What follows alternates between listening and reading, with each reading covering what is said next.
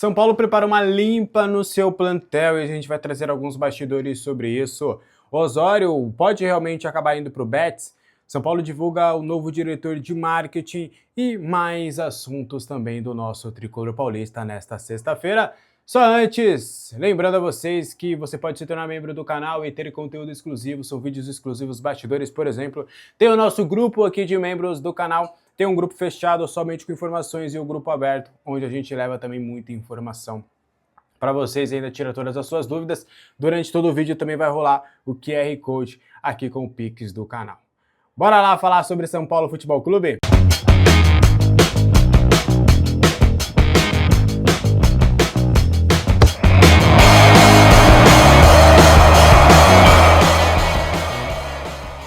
O Osório ele é acompanhado de perto pelo Betis, mas a tendência é de não acontecer uma proposta nessa janela de transferências, tá?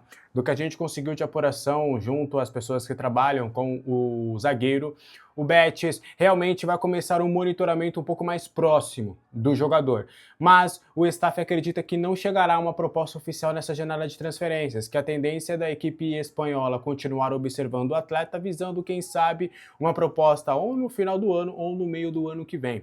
O Betis já chegou a fazer uma oferta para o São Paulo no início deste ano, uma proposta sinalizada de 3 milhões de euros, só que o São Paulo rechaçou completamente a possibilidade e conseguiu a renovação de contrato com o atleta até 2030.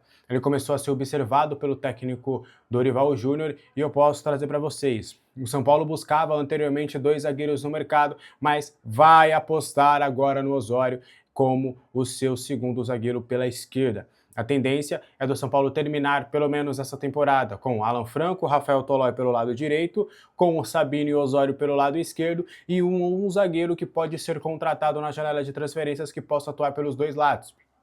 A ideia da comissão técnica seria trabalhar somente com esses 5 nomes e não mais com 6. Anteriormente, quando o Dória decide pela sua saída, ficou-se essa apreensão e essa busca por mais um zagueiro. Mas durante o dia a dia, durante toda essa preparação inicial do técnico Dorival Júnior, não só nos jogos, mas também no dia a dia, nos treinamentos, o treinador foi convencido de que realmente o Osório pode fazer parte deste plantel.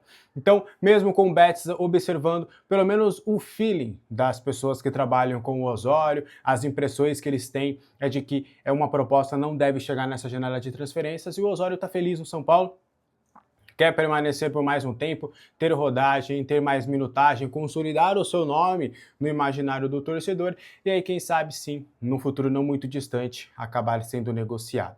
O que você acha dessa história? Só a título de informação, a multa do Osório para o mercado externo é de 100 milhões de euros e para o mercado interno é de 80 milhões de reais. Então São Paulo está bem tranquilo também referente a essa situação. Você tem gostado do Osório? Você acha que São Paulo faz bem em apenas contratar um zagueiro e não ir ao mercado em busca de mais 2? Quero muito saber a sua opinião aqui nos comentários, tá? Bora avançar trazendo mais informações do São Paulo. O São Paulo vai tomar uma medida que é pouco popular referente aos seus goleiros. Como a gente trouxe com exclusividade desde o início do ano, o São Paulo não deve renovar os contratos do Young e do Felipe Prez, 2 goleiros revelados nas categorias de base do clube. E aí fica a questão, o São Paulo vai cometer de novo o mesmo erro que já cometeu com goleiros revelados na base?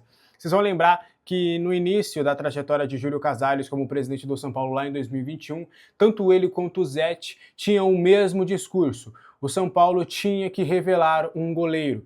Passam-se 5 anos e o que a gente viu é totalmente o contrário. Além de revelar jogadores, mas não utilizá-los, o processo de maturação e de desenvolvimento desses atletas no gol são bem ruins. O São Paulo tem bons goleiros da sua base desde 2021, só que não aproveita, não desenvolve e não pensa na capacidade desses goleiros. E este ano mais uma vez isso acontece. Até um João nas categorias de base por mais um ano, sendo que ano passado ele já foi destaque do time durante toda a temporada, ele poderia já estar ambientado e integrado ao time, mas não, vai ficar mais um ano cedido ao sub-20.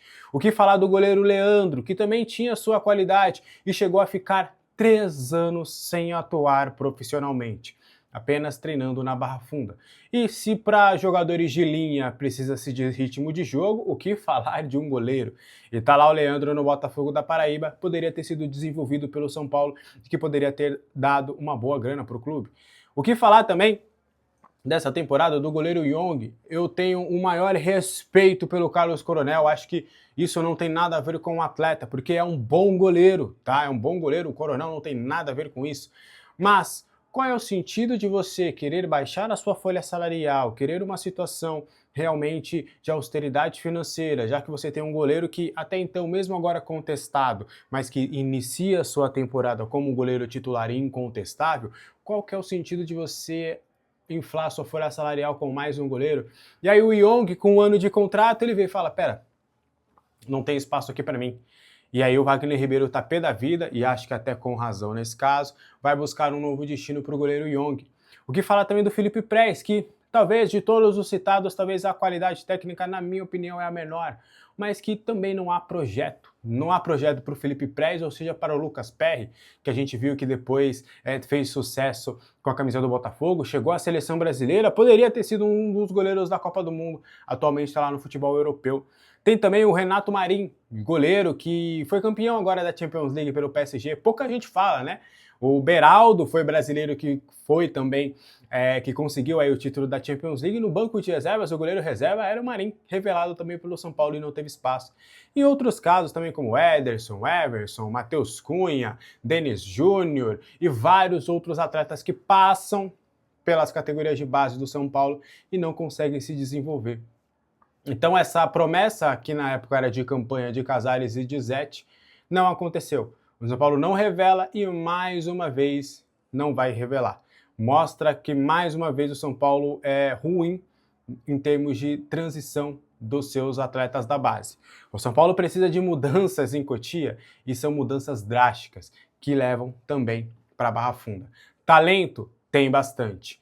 Estrutura pra caramba. Eu fui ao CT de Cotia, fiz um tour lá, convidado pela comunicação do São Paulo. Eu fui lá, eu vi a estrutura, realmente é de primeira. O problema não é pessoas, não são profissionais, não são estruturas e não são talentos. O problema é projeto. Você fazer um projeto de desenvolvimento para esse atleta sair de Cotia mais pronto, mais adaptado para o elenco profissional. Tá faltando bastante isso. Enquanto isso, a gente vê outros rivais, para não citar um específico, fazendo esse trabalho que o São Paulo já tinha feito há um bom tempo e parece que parou no tempo. Então, Young e Felipe Prez devem se despedir do São Paulo. O primeiro, que é o Young, a tendência do Wagner Ribeiro buscar um destino na janela de transferências agora, assinar um pré-contrato e aí tentar algum tipo de compensação com o São Paulo para acabar com que ele saia em definitivo já no meio do ano. O que você acha dessa história? Quero saber a sua opinião nos comentários, tá? O São Paulo, falando em base, né, o São Paulo jogou contra o Red Bull Bragantino na última quinta-feira com vários reforços no Sub-20 e acabou perdendo por 2-0 no Campeonato Brasileiro. Que fase, né? O São Paulo nos últimos anos no Campeonato Brasileiro Sub-20 não tem feito boas campanhas. O time titular, para vocês terem noção, era o João Nazari, o Igor Felisberto, que desceu para ajudar, tinha o Isaac, o Alisson, o Nicolas também na lateral esquerda, que também desceu para ajudar, Matheus Ferreira, Jorginho e Pedro Ferreira. Olha, são 3 jogadores que em tese já estão prontos para os profissionais e acho que também deveriam já fazer uma transição mais forte para o elenco profissional. E no ataque, TT, Luca, rapaz, e Rian Francisco, 3 atletas que também já poderiam, né, ter mais minutos no profissional também. Então, mesmo com esse elenco recheado e estrelado na base, o São Paulo acabou sendo derrotado por 2-0 e não vive uma boa situação no Campeonato Brasileiro. Agora resta, né, torcer aí para o São Paulo Sub-20 no Paulista, também em outras competições que ainda terão esse ano, mas no Brasileirão Sub-20 realmente as coisas não estão acontecendo da melhor forma. Bora continuar trazendo mais informações do São Paulo. Preciso trazer mais 4 nomes, né? 4 notícias, melhor dizendo. A primeira delas, São Paulo prepara uma lista de dispensa e a gente vai destrinchar um pouquinho sobre cada jogador. Negruti, Belém, Young, Luan, Arboleda e Cedric Soares são o sexteto que deve estar com dias contados no São Paulo. A ideia do São Paulo é abrir espaço na folha salarial com esses 6 atletas. O Negrutti, a tendência dele ser emprestado, a gente já falou sobre isso aqui no canal, tanto clubes do Brasil quanto do exterior, o staff já tem conversado, buscado ali algumas opções para que ele tenha mais minutagem e mais espaço. A ideia seria trabalhar com o empréstimo desse jogador. O Matheus Belém tem contrato até o final do ano com o São Paulo. A expectativa do São Paulo é de uma liberação por 6 meses. O São Paulo também não rechaça a possibilidade de pagar parte dos seus vencimentos para ele conseguir um novo destino. O problema é que o Matheus Belém está sem empresário.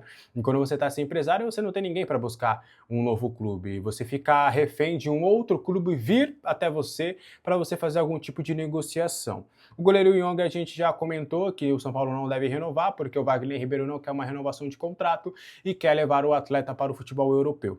O Luan não faz parte dos planos do técnico Dorival Júnior. A tendência é de tentar buscar um novo destino para ele. O problema é que o Luan quer permanecer, quer ficar. Ele entende que pode sim conquistar o espaço dentro do São Paulo e gostaria de renovar esse contrato, mas por parte do departamento de futebol, em um primeiro momento, ele está na lista de negociáveis. O Arboleda, acho que a gente não precisa falar muito sobre esse assunto, tá aí, eu vi muita gente perguntando e comentando sobre a possibilidade de reintegração. O próprio Arboleda e o seu staff gostariam até de uma reintegração, porque entendem que no mercado não surgiu nada muito interessante. Mas o Rui Costa não vai deixar isso acontecer, pelo menos por enquanto. A gente sabe que o futebol, como as coisas acontecem, mas pelo menos por hora, a ideia do Rui Costa seria de não dar essa oportunidade para o Arboleda. E o Cédric Soares, o staff tem buscado alternativas no mercado europeu, principalmente em Portugal. Eles têm conversado ali sobre algumas questões e estão buscando um destino para o lateral direito, que em um primeiro momento deve se reapresentar no São Paulo, fazer a intertemporada, mas é bem possível que no meio do ano ele consiga aí um novo clube. O que você acha desses 6? Você acha que algum deles poderia ser utilizado? Vocês queriam mais oportunidades para o Negrutti? Vocês acham que nessa situação da zaga do São Paulo o Matheus Belém poderia ser uma boa? O Luan, vocês acham que ele vinha jogando bem? A Arboleda pode ser reintegrado? Acho que o Cédric, eu já sei a opinião de vocês. Mas enfim, o espaço dos comentários estão abertos para você também tecer a sua opinião, tá? Preciso trazer 3 assuntos antes. Aqui embaixo na descrição tem o link da Mandaká, parceira aqui do nosso canal, que tem as deliciosas marmitas, sucos doces, lanches, tortas, mini pizzas. Eu tenho certeza que você vai gostar demais da Mandaká, a parceira aqui do nosso canal, que aceita VA, VR, pagamento na entrega, e com o meu cupom Alexander você garante R$40 de desconto. Fechou? Também tem o Pix do canal, tá rodando durante todo o vídeo. Você pode abrir o seu aplicativo no banco, escanear e doar qualquer valor aqui para o nosso crescimento. A gente está aqui diariamente, ainda mesmo em ritmo de Copa do Mundo, trabalhando, fazendo o máximo possível para trazer a informação correta para vocês, apurando com fontes, indo buscar esse trabalho que é quase 24 horas aí que a gente faz o São Paulo Futebol Clube. Se eu estou acordado, eu estou apurando, eu estou conversando, eu estou buscando algumas novidades para trazer para vocês e você pode contribuir com isso da maneira financeira. Se não puder, tá tudo certo. O Papai do Céu vai te devolver em dobro da mesma forma, só com um like e se inscrevendo no canal, tá? Bora falar mais sobre São Paulo Futebol Clube? O Bobadilla também, não é que não faz parte dos planos, mas ele já é visto como negociável pelo São Paulo. O São Paulo está apostando muito na valorização do Arboleda durante a Copa do Mundo, tá? Há um entendimento de que isso do São Paulo e do staff, de que o Paraguai pegou um grupo bem acessível, e que é bem possível do Paraguai chegar até umas oitavas ou até quartas de final, dependendo do chaveamento que pegar. Eles estão com uma expectativa bem positiva até do Paraguai acabar sendo o primeiro do grupo. Então, a valorização do Bobadilla é vista como crucial para que ele possa ser negociado ainda nessa janela de transferências. Tanto é que o planejamento do técnico Dorival Júnior para a função de volante seria poder contar com o Newton, né, que seria esse volante mais físico que ele poderia ter, o Pablo Maia, que ele quer recuperar, Marcos Antônio e Danielzinho, que ele conta, o Hugo Leonardo, ele aprovou e gostou demais do que viu desse jogador, então ele gostaria de dar mais espaço para ele, e o Diordine, que também é um jogador que ele tem gostado bastante. O São Paulo também trabalha com a possibilidade de já começar uma transição do Matheus Ferreira também, para ser também mais uma opção dentre os jovens jogadores. E nota-se que eu também não coloquei Negrutti e nem Luan, porque em primeiro momento o técnico do Dorival Júnior não gostaria de contar com esses atletas. Então, o planejamento do São Paulo já para depois da Copa do Mundo seria já não contar com o Bobadilla, porque há um entendimento de que ele vai se valorizar. Mas é aquilo, é até uma aspa que uma pessoa falou, acho que forçou a barra, uma pessoa do São Paulo, de que se o Bobadilla voltar da Copa do Mundo ainda como jogador de São Paulo e não ser vendido, é encarado como um reforço no planejamento que o São Paulo tem para o segundo semestre. Há uma impressão de que o Bobadilla vai conseguir essa valorização e ser negociado ainda nessa janela de transferências. Você aposta nisso? Você acha que vai rolar? Quero saber a sua opinião nos comentários, tá?